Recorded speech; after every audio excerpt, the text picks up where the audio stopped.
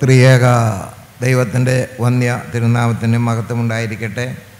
അഭിയന്ദനായ jubilarian തിരുമേനി doctor യാക്കോബ് Mar Irenaeus തിരുമേനി, ബഹുമാനപ്പെട്ട ഭാരതത്തിൻ്റെ അത്യുന്നത നീതിപീഠത്തിൽ നിന്ന് റിട്ടയർ ചെയ്ത ഓണറബിൾ ജസ്റ്റിസ് കുര്യൻ ജോസഫ്, ഇപ്പോഴത്തെ കേന്ദ്ര മന്ത്രിസഭയിലെ ശ്രീ അൽഫോൺ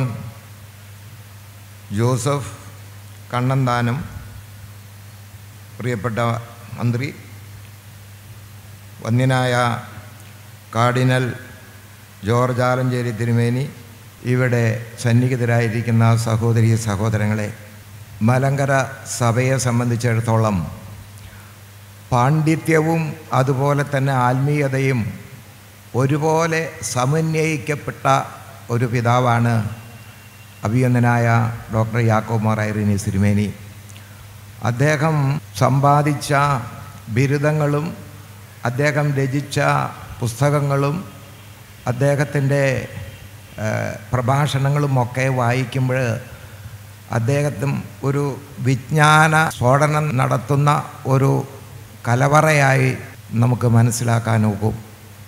ഒരുപക്ഷെ ഇപ്രകാരമുള്ള ഒരു രജത ജൂബിലി ആഘോഷം നടന്നില്ലായിരുന്നുവെങ്കിൽ തിരുമേനിയെ നമുക്ക് ഇത്രയും ആഴത്തിൽ മനസ്സിലാക്കുവാൻ കഴിയില്ലായിരുന്നു എന്നാണ് എനിക്ക് തോന്നുന്നത്.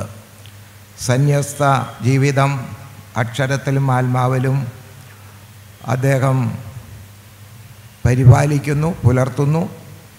അതുപോലെ തന്നെ പരന്ന വായന, ഒരു ഫിലോസോഫിക്കൽ ഭാവം അല്ലെങ്കിൽ തത്വശാസ്ത്രപരമായ കാര്യങ്ങൾ, വേദശാസ്ത്രം, ഇതിലെല്ലാം തന്നെ ആഴമായ വ്യുൽപ്പത്തി നേടിയ ഒരു പിതാവ്. അദ്ദേഹത്തെ കാണുമ്പോൾ നമ്മൾ വിചാരിക്കും ചെറിയൊരു മനുഷ്യനെന്ന്. ചെറിയ മനുഷ്യനല്ല, ഏറ്റവും വലിയ ഒരു ഉന്നതനായ പിതാവാണ്. മലങ്കര സഭയെ സംബന്ധിച്ചിടത്തോളം അത് അഭിമാനകരമാണ്. തീർച്ചയായും അദ്ദേഹത്തിൻ്റെ സംഭാവനകൾ മലങ്കര സഭയ്ക്ക് വളരെയേറെ യശസ് ഉണ്ടാക്കിയിട്ടുണ്ട് എന്നുള്ളതിനെക്കുറിച്ചും സംശയമില്ല. ഒരു എപ്പിസ്കോപ്പൽ രജത ജൂബിലി എന്ന് പറയുമ്പോൾ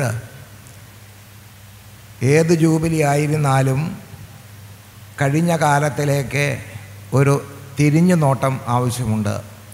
ദൈവം എപ്രകാരമാണ് അദ്ദേഹത്തെ നടത്തിയത് എന്ന് അദ്ദേഹത്തോടൊപ്പം നാമും അത് തിരിച്ചറിയുകയും ഇതുവരെ നടത്തിയ ദൈവത്തെ സ്തുതിക്കുകയും ദൈവത്തോട് നന്ദി പ്രകാശിപ്പിക്കുകയും ചെയ്യാനുള്ള ഒരു കടമ അദ്ദേഹത്തിനും നമുക്കുമുണ്ട് എന്നാണ് എൻ്റെ ബോധ്യം.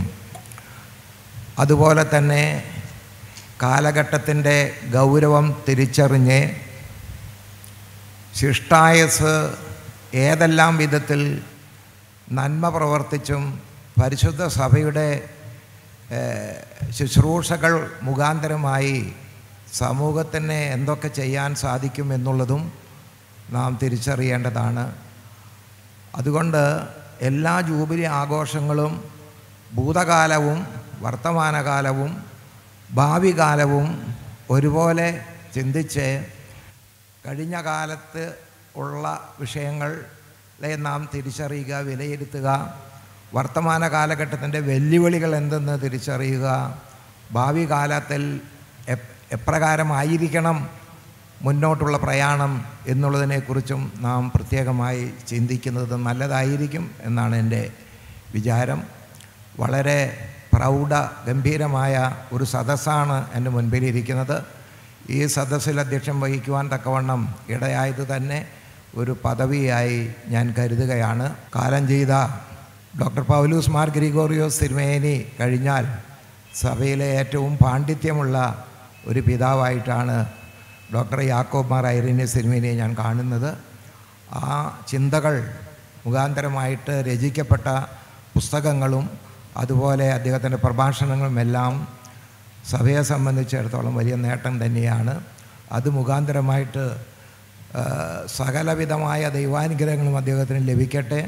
ശിഷ്ടായുസിലും ആയുര ആരോഗ്യങ്ങളോടുകൂടി ഈ തുടർന്നുള്ള ജീവിതത്തിലും ദൈവം അദ്ദേഹത്തിന് ഉന്നതമായ എല്ലാ സ്ഥാനമാനങ്ങളും നൽകട്ടെ എന്ന് ആശംസിച്ചുകൊണ്ട് പ്രാർത്ഥിച്ചുകൊണ്ട് ഞാൻ എൻ്റെ അധ്യക്ഷ വാക്കുകൾ ഇവിടെ ഉപസംഹരിക്കുകയാണ്.